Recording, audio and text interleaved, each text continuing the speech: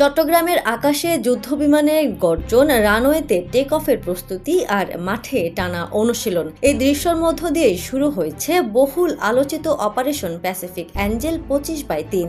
বাংলাদেশ বিমান বাহিনী ও যুক্তরাষ্ট্রের প্যাসিফিক এয়ারফোর্সের যৌথ উদ্যোগে আয়োজিত এ মহড়ায় যোগ দিয়েছে আরও কয়েকটি দেশের প্রতিনিধি দল।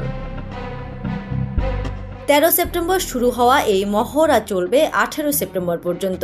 এতে অংশ নিচ্ছেন যুক্তরাষ্ট্রের প্রায় 92 জন সদস্য এবং বাংলাদেশ বিমান বাহিনীর প্রায় 90 জন কর্মচারী-কর্মকর্তা। বিশেষজ্ঞরা বলছেন, বাংলাদেশের জন্য এ ধরনের মহড়ার গুরুত্ব এখন অনেক বেশি, কারণ ভৌগোলিক অবস্থানগত কারণে বাংলাদেশ ভারত মহাসাগরীয় অঞ্চলে কৌশলগতভাবে অত্যন্ত গুরুত্বপূর্ণ।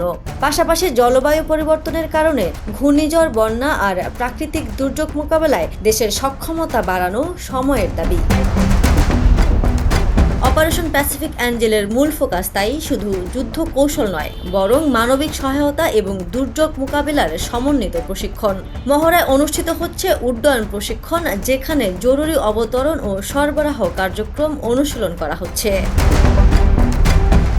মহড়ায় চলছে কমব্যাট ট্র্যাকিং, অর্থাৎ প্রতিকূল পরিস্থিতিতে শত্রুর গতিবিধি অনুসরণ ও শনাক্ত করার কৌশল, আর সার্ভাইভাল এক্সারসাইজ শেখাচ্ছে দুর্যোগ বা সংঘাতের পর সীমিত সম্পদ নিয়েও কিভাবে টিকে থাকা যায়।